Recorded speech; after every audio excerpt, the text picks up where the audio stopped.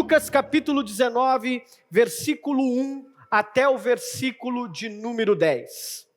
Se você trouxe a sua Bíblia, abra. Se você está com ela no celular, ligue ela.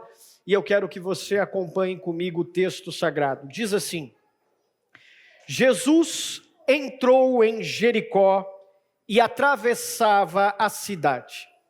Havia ali um homem rico chamado Zaqueu, chefe dos publicanos. Ele queria ver quem era Jesus, mas sendo de pequena estatura, não o conseguia, por causa da grande multidão. Assim, então, ele correu adiante, subiu numa figueira brava para vê-lo, pois Jesus ia passar por ali. Quando Jesus chegou àquele lugar, ele olhou para cima e lhe disse: Zaqueu, desce depressa, quero ficar em sua casa hoje. Então ele desceu rapidamente e o recebeu na sua casa com alegria. Todo o povo viu isso e começou a se queixar rapidamente, dizendo: ele se hospedou na casa de um pecador? Mas Zaqueu levantou-se e disse ao Senhor: olha, Senhor, estou dando a metade dos meus bens aos pobres. E se de alguém eu extorqui alguma coisa, devolverei 4 vezes mais. Jesus então lhe disse: hoje houve salvação nesta casa, porque este homem também é filho de Abraão. Pois o Filho do Homem veio buscar e salvar o que estava perdido. E esta é a palavra de Deus. Curve sua cabeça, eu quero orar mais uma vez com você hoje, para que o Senhor, por seu Espírito, fale conosco através da sua palavra. Deus bendito, obrigado por hoje, obrigado por esse ano que se inicia, obrigado por nossa igreja, obrigado pelas famílias que estão aqui. Eu oro para que nesse novo ano o Senhor nos sustente, não por meio dos nossos projetos, propósitos, mas exclusivamente por meio da sua graça. Uma graça que não depende dos nossos esforços, do nosso mérito, mas simplesmente do teu amor leal pelas nossas vidas. É assim que oramos, em teu nome. Amém. Quando a Clara e o Arthur nasceram, eles eram bebezinhos, assim como essas crianças, esses bebês que estão aqui hoje na nossa igreja. E eu me lembro que a maior ansiedade que eu e Thaís tínhamos era de ver a Clara e o Arthur dando os primeiros passos. Sem dúvida alguma, você que é pai, você já passou por essa experiência e sabe como é maravilhoso a gente ver as nossas crianças dando os primeiros passos. Eles começam engatinhando e aí já vão se aventurando e a paz dos pais acabam, porque eles começam a explorar todos os cantos da casa. O primeiro canto que a Clara explorou foi a minha estante de livros e começou a puxar os livros. Eu falei, não vai dar certo isso daqui. Mas a nossa ansiedade era para que ela, aquela pequenina pessoinha pudesse se estruturar, equilibrar nos seus pezinhos para dar os primeiros passos. Antes de dar os primeiros passos, a criança, ela não consegue fazer isso sozinha. Ela se desequilibra. Então ela precisa que os pais, um adulto, ele se agache na frente dela e segure nas suas mãos e comece a dizer para ela como ela precisa fazer. Porque ela não sabe fazer aquilo sozinha. A gente não nasce sabendo andar. Isso não é algo que está embutido em nós. Até que aí a gente fica longe, o papai segura e a mamãe fala, vem, pode vir. E então aí tem aquela coragem desafiadora, a criança começa a se equilibrar e ir até em direção da pessoa que está chamando. E ela anda porque ela foi chamada a andar, não porque ela sabe fazer isso. Ela anda porque alguém segurou inicialmente nos seus bracinhos, dizendo para ela como ela teria que fazer, não porque ela já sabia como precisava fazer na sua vida. A vida cristã é muito parecida com isso que eu estou dizendo para vocês. Ela não começa com passos firmes. Ela não começa com a gente sabendo andar e o que fazer na nossa relação com Deus. A gente conhece a Deus, conhece a igreja, e a gente começa a ter uma sede profunda na nossa vida, não porque a gente de uma hora para outra entendeu todos os pontos da nossa teologia, não, mas porque eu e você, dia a dia, vamos ouvindo a palavra de Deus, vamos nos encontrando com os irmãos da fé, vamos lendo a palavra de Deus e então vamos dia a dia aprendendo a dar passos firmes na caminhada com Deus. E como isso acontece? Isso não acontece pela nossa iniciativa. Isso não acontece porque somos bons e falamos assim, agora eu vou aprender a andar com Deus. Não, isso acontece porque o próprio Deus vem até a nossa vida.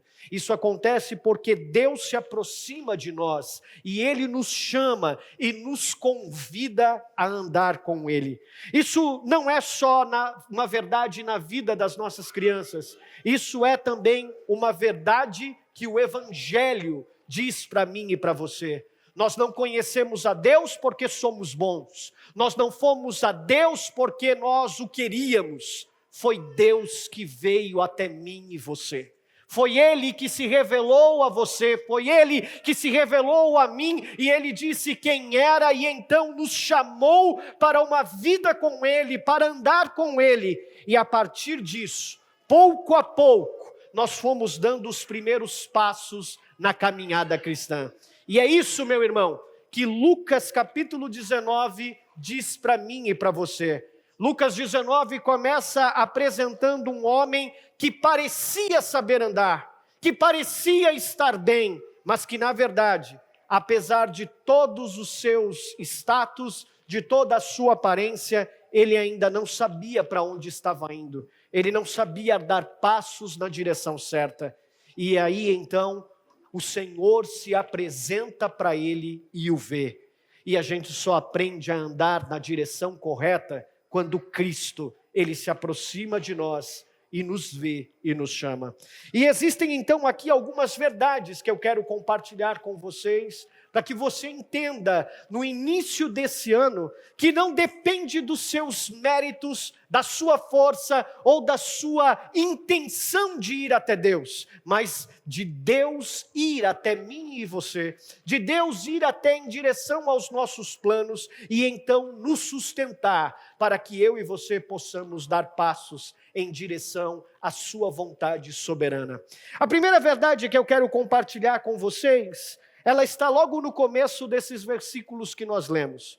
Nos versículos 1 a 4, Lucas, o evangelista, vai trazer uma verdade muito importante para a gente. A verdade de que as aparências, elas podem nos enganar. E as aparências enganam.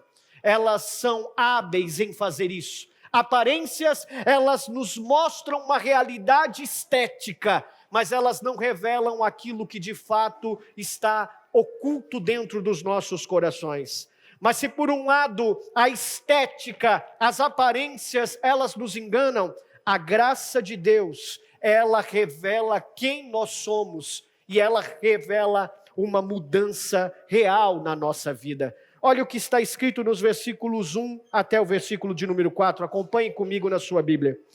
Jesus, ele entrou em Jericó e ele atravessava a cidade. E olha então um ponto importante aqui. Havia ali um homem, e olha a descrição que o evangelista vai dar desse homem. Havia um homem que era rico, chamado Zaqueu, e ele era chefe dos publicanos. Ele queria ver quem era Jesus, mas sendo de pequena estatura, ele não conseguia por causa da multidão.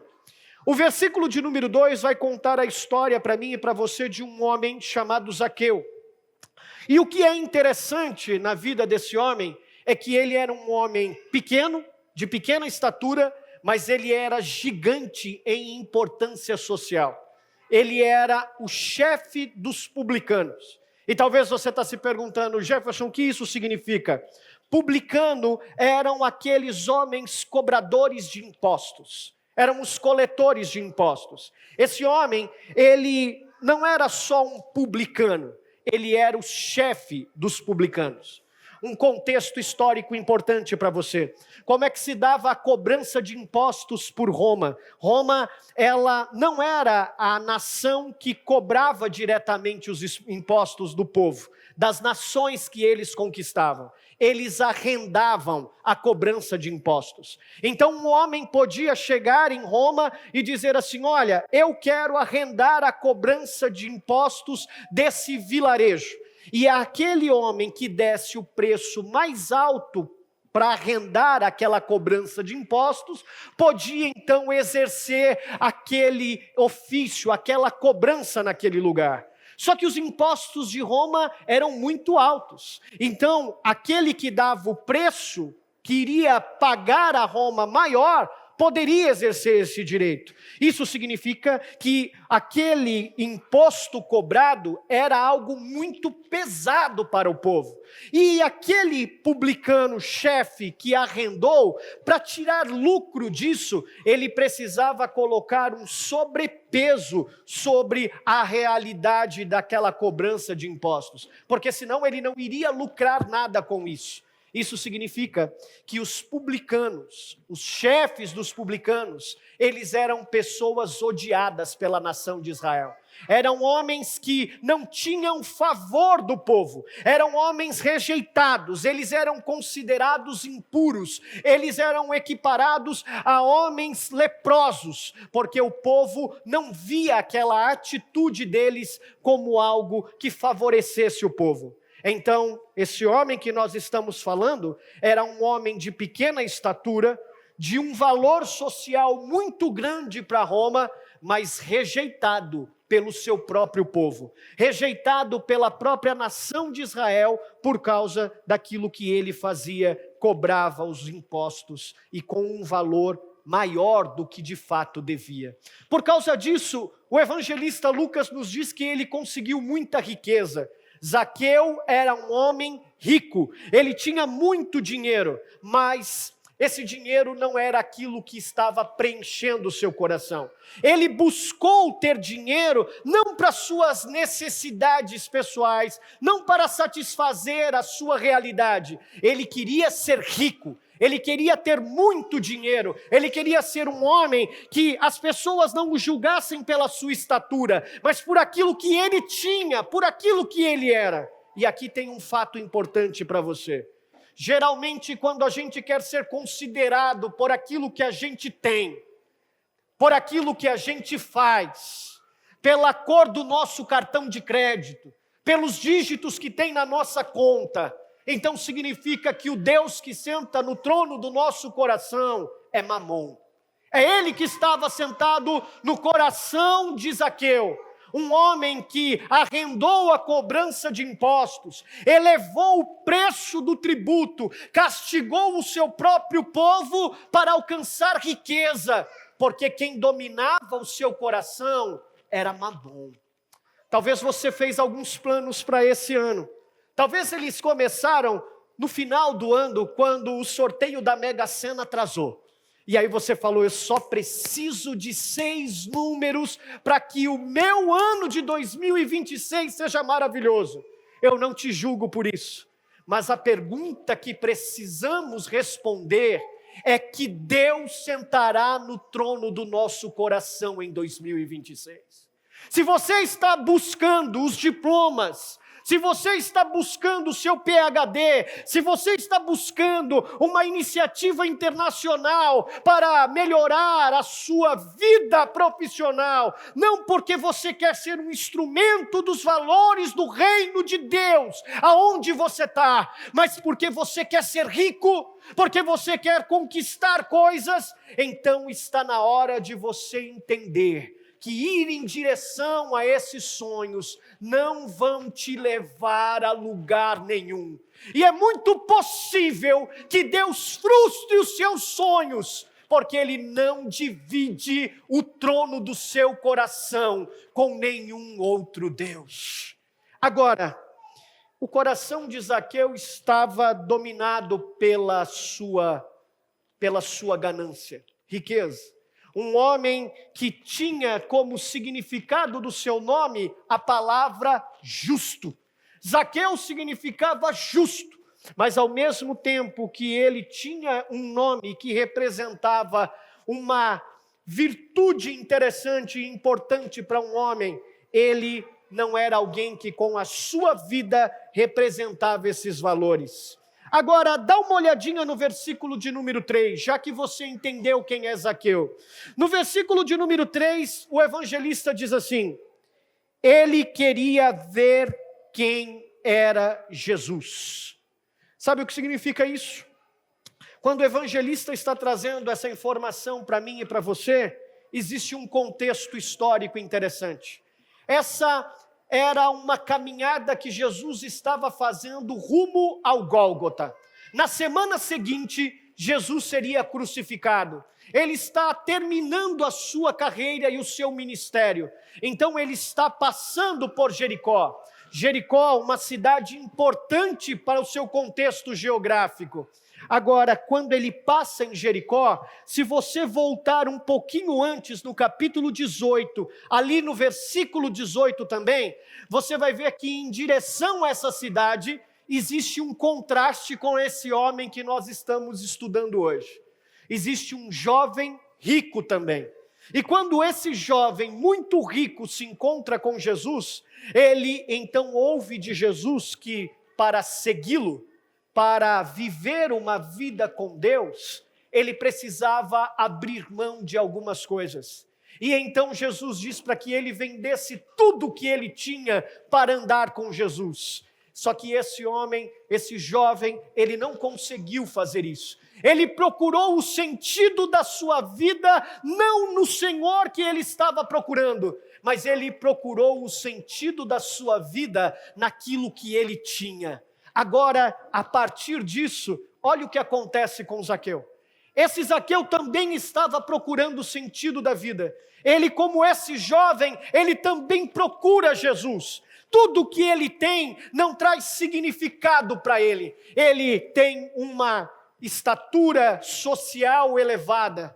Ele tem tudo aquilo que ele precisa. Ele é um cobrador-chefe de impostos. Ele é um homem muito rico, mas mesmo assim, falta algo em Zaqueu que ele não encontra naquilo que ele tem. E por isso, ele precisa ver Jesus. Quem é esse Jesus? Esse Jesus, quando ele entra em Jericó, ele faz um grande milagre. Lembra-se do cego de Jericó, Bartimeu?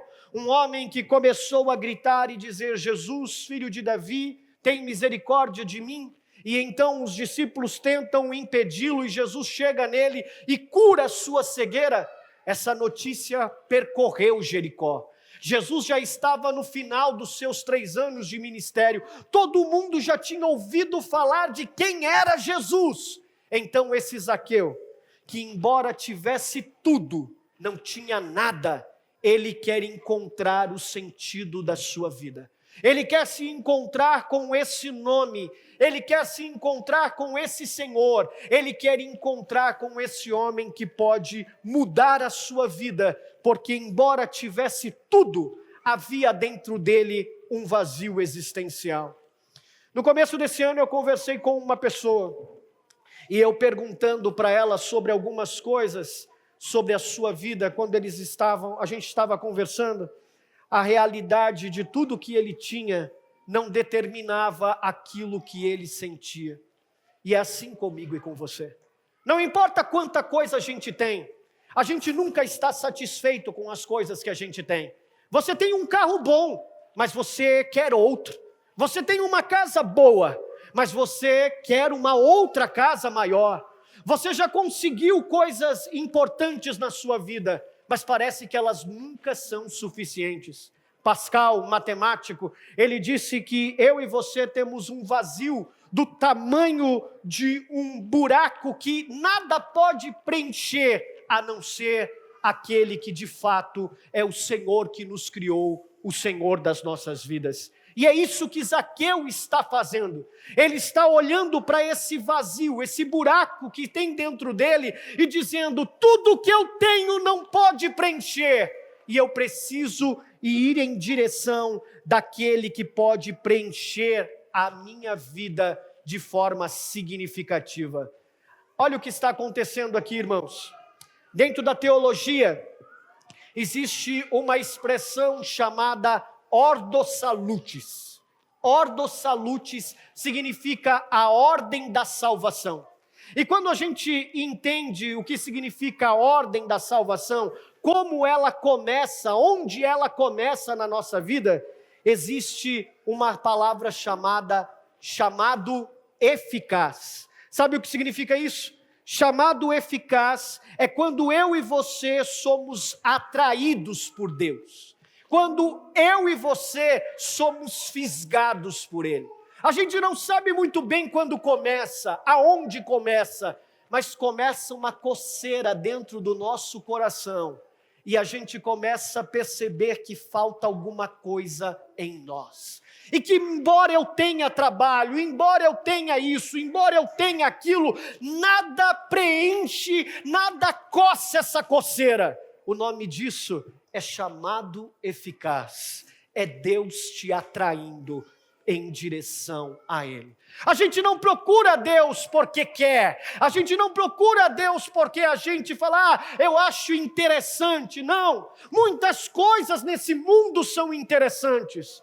A gente busca Deus quando a gente percebe que a gente não é suficiente para nós mesmos. E isso acontece porque Deus começa a coçar a coceira do nosso coração. Deus começa a tornar o vazio do nosso coração algo percebível.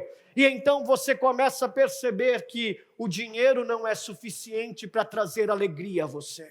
O carro que você tem não é suficiente para trazer alegria a você. Nada é suficiente, a bebida, a tatuagem, as viagens, a prostituição, trair sua esposa, nada traz satisfação para você. E então Deus começa a mostrar o vazio do seu coração e te atrair em direção a Ele. Era isso que estava acontecendo com Zaqueu. Ele queria ver quem Jesus era. E olha, deixa eu te dizer uma coisa. Nesse ano de 2026, talvez você quer ver muitas coisas. Você quer ver o final da sua faculdade. Talvez você queira ver o casamento acontecer. Talvez você queira ver a promoção que você tanto espera. Talvez você quer que o seu partido ou político de estimação ganhe as eleições desse ano. Talvez você quer que o Brasil seja campeão esse ano. Tem que ter fé, não é? Mas o que você deve e precisa ver esse ano é Jesus Cristo de Nazaré. E ao mesmo Jesus que passava por Jericó, esse mesmo Jesus está passando todos os dias na minha e na sua vida, na minha e na sua casa, na minha história e na sua história. E Ele está coçando a coceira do seu coração. Então, meu irmão, está na hora de parar de procurar sentido e satisfação nos lugares errados. E como Zaqueu, querer ver Jesus Cristo na sua vida. Agora, olha o próximo versículo. No versículo de número 4, diz que ele, sendo de pequena estatura, ele tomou a iniciativa. Olha o que ele fez. Ele correu adiante, subiu numa figueira brava para vê-lo, pois Jesus ia passar ali.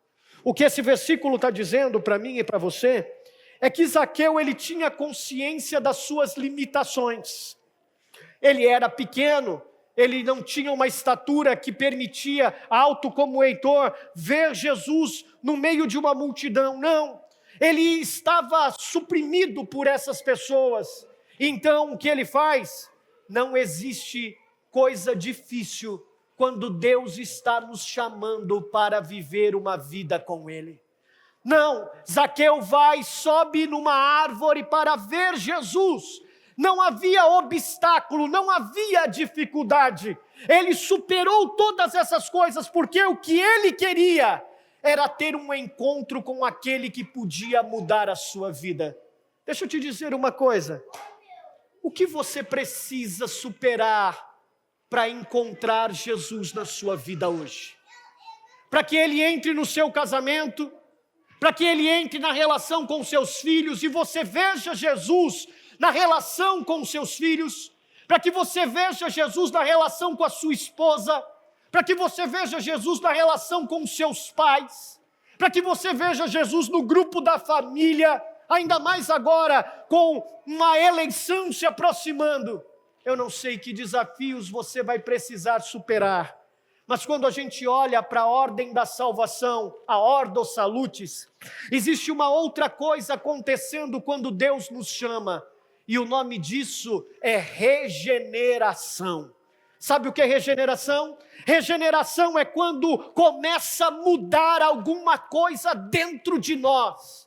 A mudança não é estética, a mudança não é de fora para dentro, a mudança é de dentro para fora. Algo começa a mudar no meu e no seu coração. E o que significa isso, Jefferson? Significa que a gente não vai se importar com o que as pessoas vão dizer. Não importa que o chefe dos publicanos esteja sendo visto subindo numa árvore. O que vão pensar de mim? Não importa a opinião pública, não importa os títulos que eu tenho, não importa o meu status, não importa quem eu sou.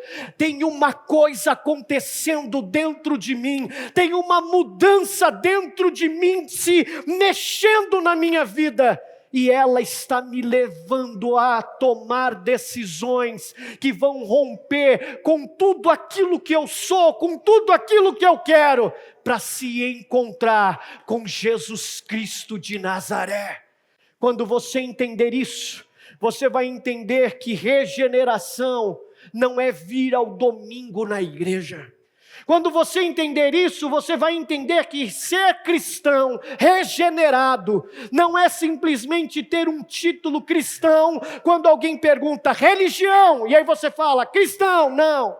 Isso não define quem você é. Regeneração é quando Deus nos chama e uma mudança acontece dentro de mim e você. Você fazia coisas que ofendiam o caráter de Deus, agora você não vai fazer mais. As pessoas te conheciam porque você emitia nota fria lá na sua empresa. Não, agora tem uma coisa mudando em mim. Eu não vou mais fazer isso. Eu vou caminhar em direção àquele que pode trazer sentido para a minha vida. Jesus Cristo de Nazaré. Eu olhava alguns sites estranhos e eu nem me importava, estava acostumado com essas coisas. Eu escondia da minha esposa o que eu fazia quando eu estava trabalhando no meu horário de trabalho, mas agora tem uma coisa me incomodando aqui dentro. Eu não quero mais fazer isso, eu não sou mais feliz vendo essas coisas. Sabe qual é o nome disso? Regeneração. Mudança de vida, porque título, rótulo de cristão não muda quem você é, mas Jesus Cristo te chamando para andar com Ele, isso muda você, isso transforma a sua vida, e é isso que estava acontecendo na vida de Zaqueu. Ele nem conhecia Jesus ainda, ele nem tinha visto Jesus ainda, mas ele já estava superando tudo aquilo que tinha que superar, porque de dentro Deus estava produzindo transformação na sua vida. Sabe quando o seu 2026 vai ser bom, meu irmão? Não é quando a meta for batida. 2026 será um ano bom para você, quando você entender que Jesus está chamando e atraindo você para ser uma nova criatura esse ano. Regeneração. Agora, o problema então não é o que temos. O problema é quando a gente acredita que isso define quem somos. A atenção que merecemos, o tapinha nas costas. Não, você não sabe quem eu sou. Eu merecia ter mais atenção. Você não sabe quem eu sou, o que eu tenho. Não, o problema não é o que você tem. O problema é quem está sentado no seu coração. O problema não é ser rico, mas é ser amante do dinheiro. O problema não é possuir dinheiro, mas é ser possuído por ele. Zaqueu tinha tudo, status, dinheiro, mas ao mesmo tempo não tinha nada. Era um homem vazio, que não refletia a verdadeira realidade do seu nome. A pergunta então para nós é: o que precisamos fazer hoje para mudar essa realidade nas nossas vidas e atender o chamado eficaz de Jesus para nós em 2026? Jesus está chamando você. E Ele está te chamando para que você não seja mais um cristão comum que vem nos domingos aqui e senta nessas cadeiras. Ele está te chamando para uma transformação de vida que vai mudar quem você é, o que você faz e renovar todas as esferas e estruturas da sua realidade. Agora, Zaqueu ainda não sabia disso. Ele ainda não estava entendendo o que estava acontecendo dentro dele. E isso nos leva ao segundo ponto. Nos leva à compreensão de que a graça de Deus, ela é escandalosa para mim e para você. Olha os versículos de número 5 e de número 6. Zaqueu não estava entendendo tudo o que estava acontecendo no seu coração. Ele sobe na árvore e aí o evangelista vai dizer para a gente o seguinte: quando Jesus chegou àquele lugar, ele olhou para cima e lhe disse: Zaqueu, desce depressa, quero ficar em sua casa hoje.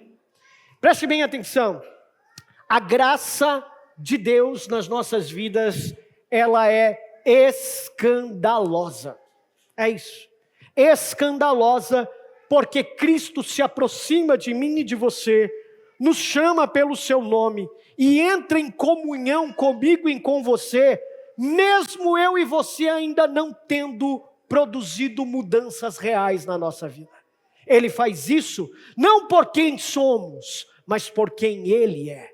Olha o que eu quero dizer, deixa eu explicar para você. Tem alguns movimentos acontecendo nesses versículos que nós lemos aqui, no versículo de número 5.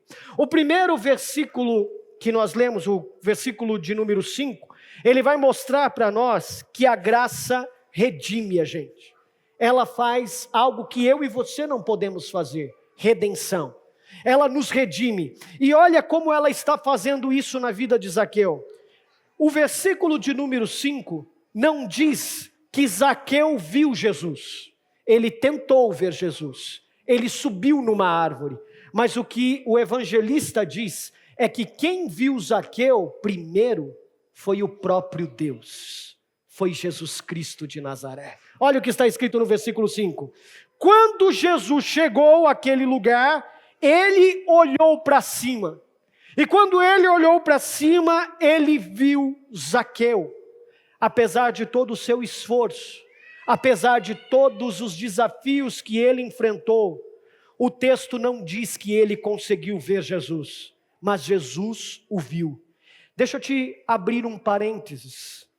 Quem nos encontra na caminhada é Deus, meu irmão. Não são os seus méritos, não é o seu esforço. Você pode jejuar todos os dias de 2026.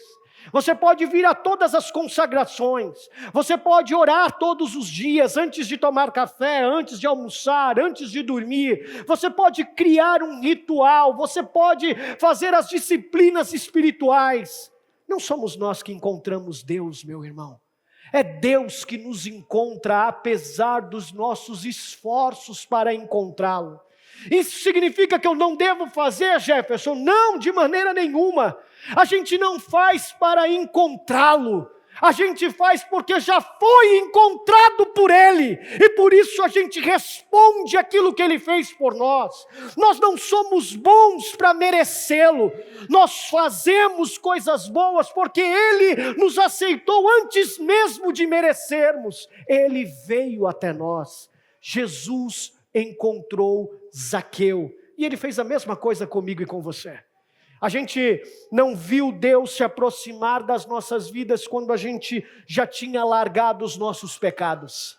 A gente não viu Deus transformar as nossas vidas quando a gente já eram pessoas transformadas. Ao contrário, quando eu conheci Jesus, eu tinha 10 anos de idade. Minha mãe batia uns tambores lá nos centros espíritas.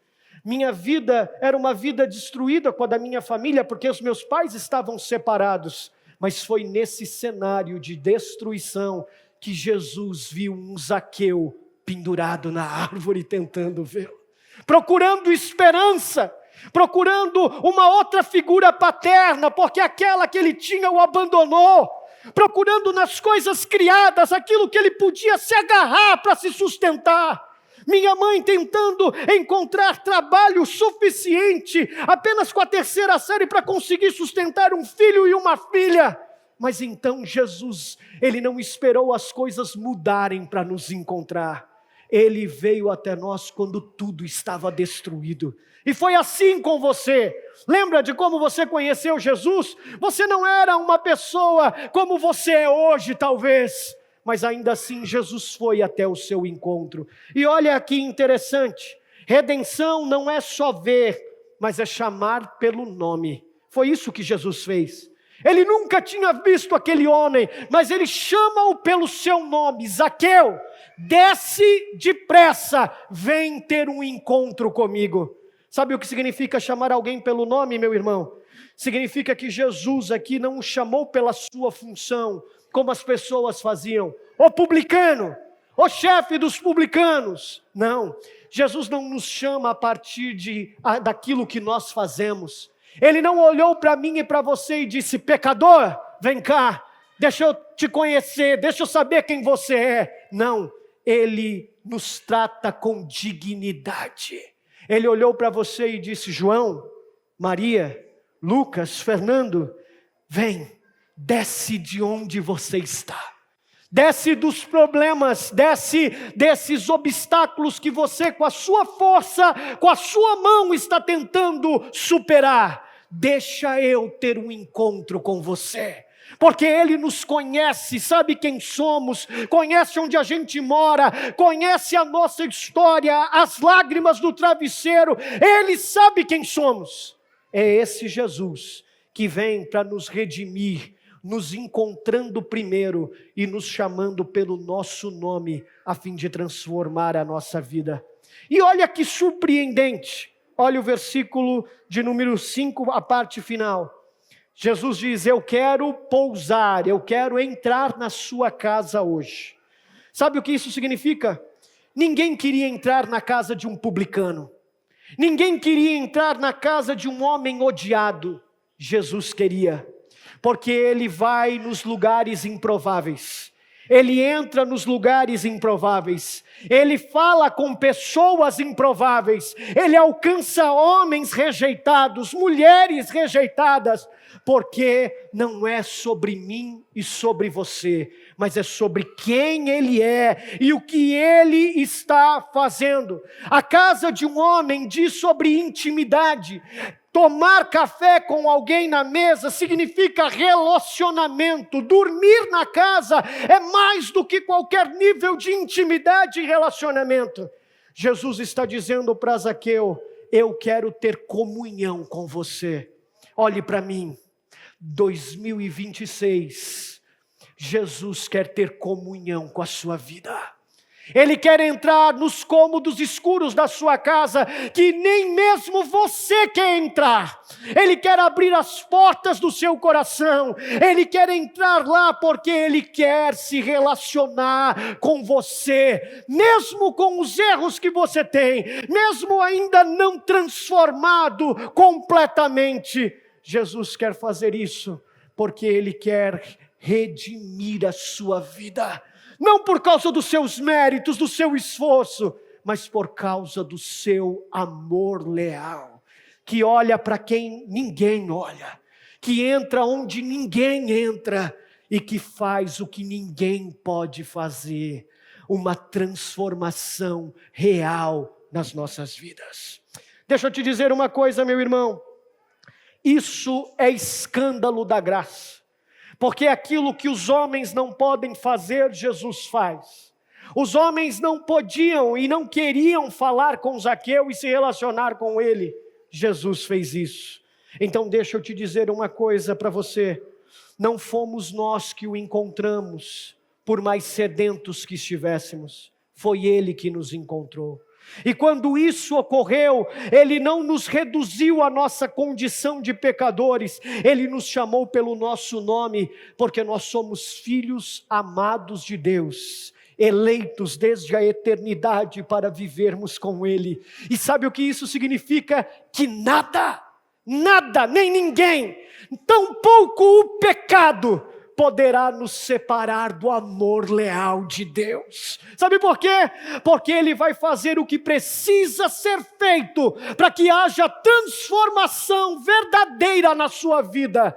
Porque aqueles que o Senhor deu a Ele, o Senhor Deus deu a Ele, nenhum desses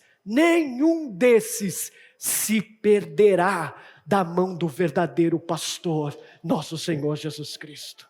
Agora, para encerrarmos, Jesus, ele não só entrou na casa de Zaqueu como um hóspede, mas como Senhor. E ele, onde entra como Senhor e é reconhecido como Senhor, ele reina. E ele, quando reina, meu irmão, isso significa que ele transforma todas as coisas. O terceiro ponto que eu quero encerrar com você essa manhã, ele diz que quando a graça nos alcança, o nosso coração sempre vai encontrar transformação para a vida inteira. Olha o que está escrito no versículo 6 e no versículo de número 7 e 8. Versículo de número 6, Lucas disse o seguinte: quando Jesus chamou, ele desceu depressa e ele foi correndo e recebeu Jesus com alegria. Aquele homem que não tinha mais sentido, por mais que ele tivesse tudo, que a sua vida não encontrava valor, agora encontrou o verdadeiro valor. E quando isso acontece, existe transformação na vida. Zaqueu recebeu Jesus com alegria no seu coração. E aí olha o que diz o versículo 8. Todo encontro com Jesus vai produzir transformação. Se você ainda não mudou, é porque esse encontro ainda não aconteceu. Ah, Jefferson, eu estou 10 anos na igreja. Pois é, não é triste isso? 10 anos, e ainda está fazendo esse pecado tão infantil. 10 anos andando com Deus e ainda cometendo os mesmos erros bobos, como um menino que se alimenta de leite.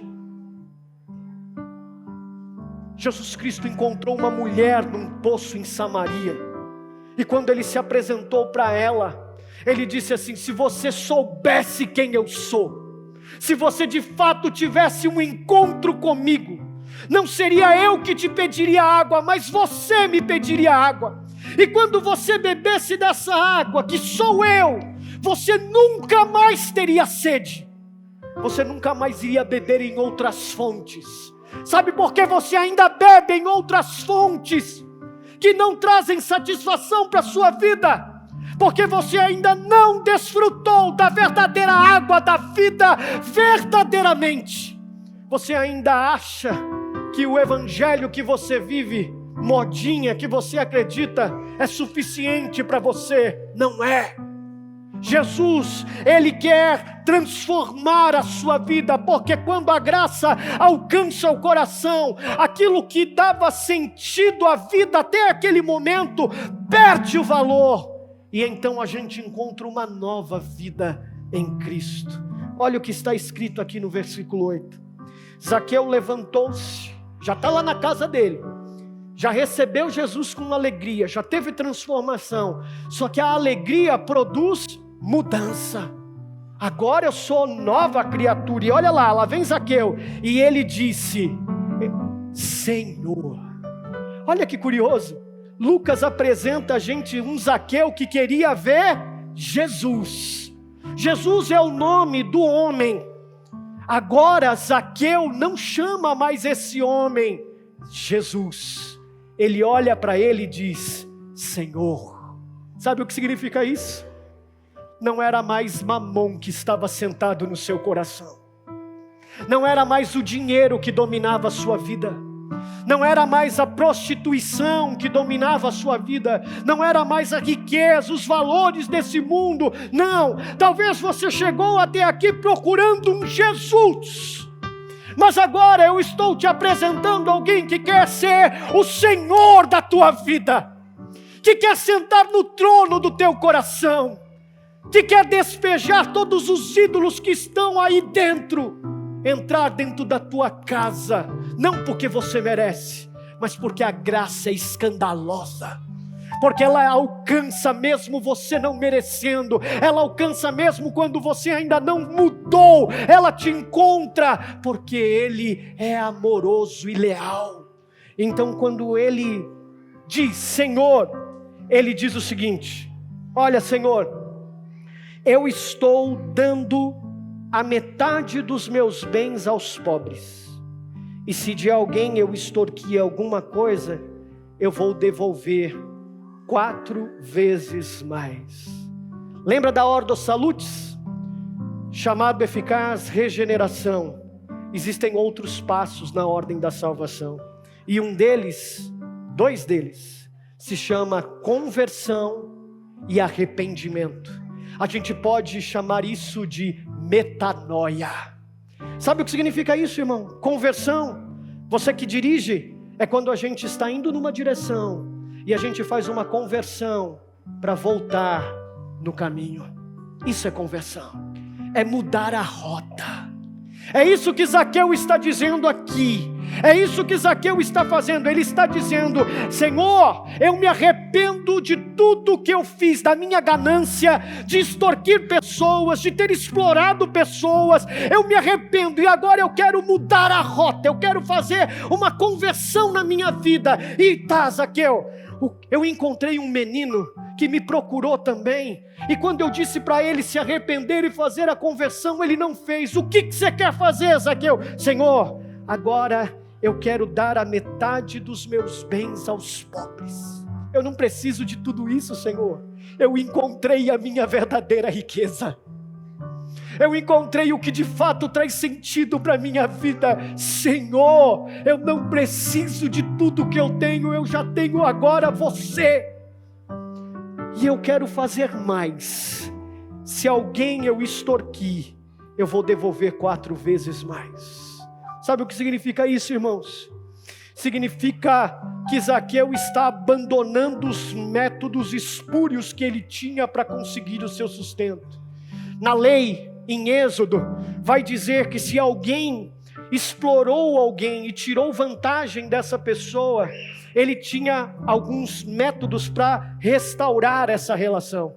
Se você ainda tinha o bem que você alcançou de alguém e pegou dele, você era obrigado a devolver 2 vezes mais. Zaqueu tinha a riqueza que ele extorquiu das pessoas, então pela lei, como um bom judeu, ele tinha que devolver 2 vezes mais daquilo que ele tomou. Você só precisava devolver 4 vezes mais quando você não tinha o bem em posse. Zaqueu está escolhendo a maior penalidade que ele poderia fazer. Ele está escolhendo, embora eu tenha aqui a obrigação da lei de fazer 2 vezes mais, eu vou dar mais um passo.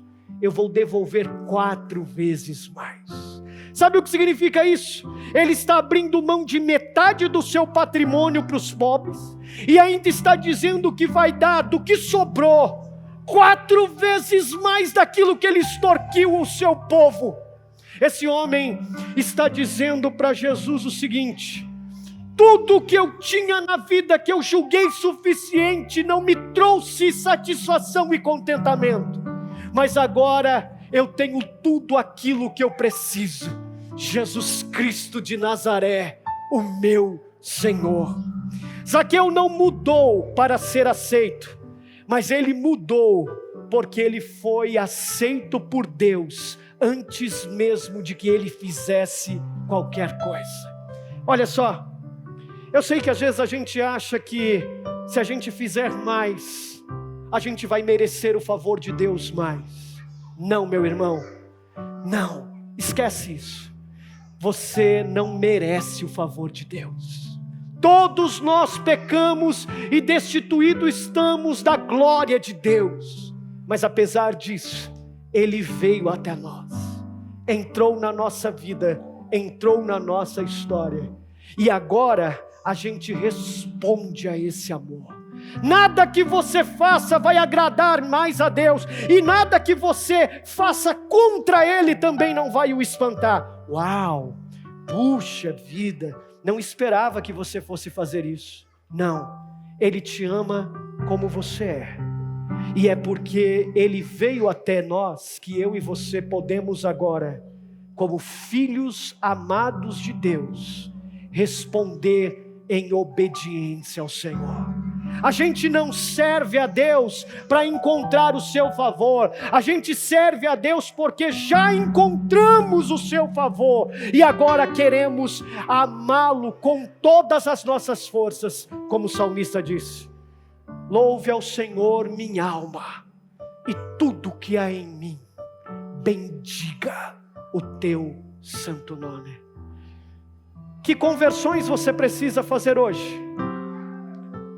Que arrependimento você precisa produzir hoje na sua vida?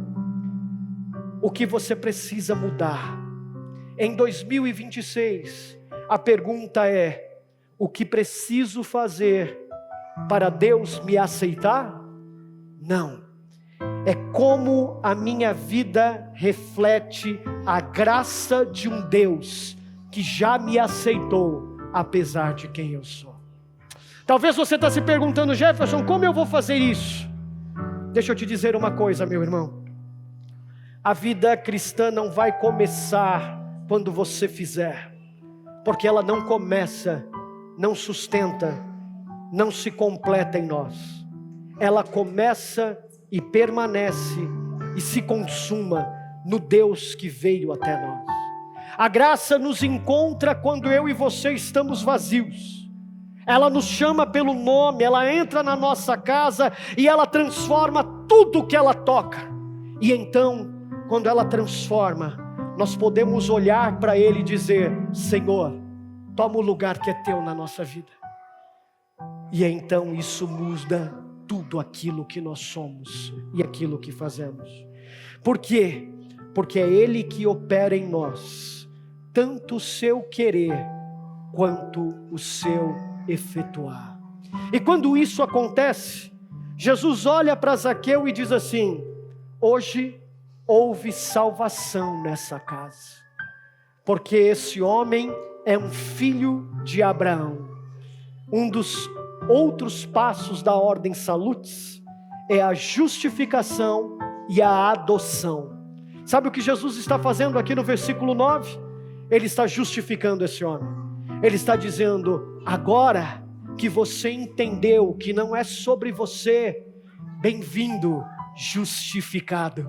Quando Jesus está falando houve salvação nessa casa, Ele está dizendo: teus pecados estão perdoados, Zaqueu.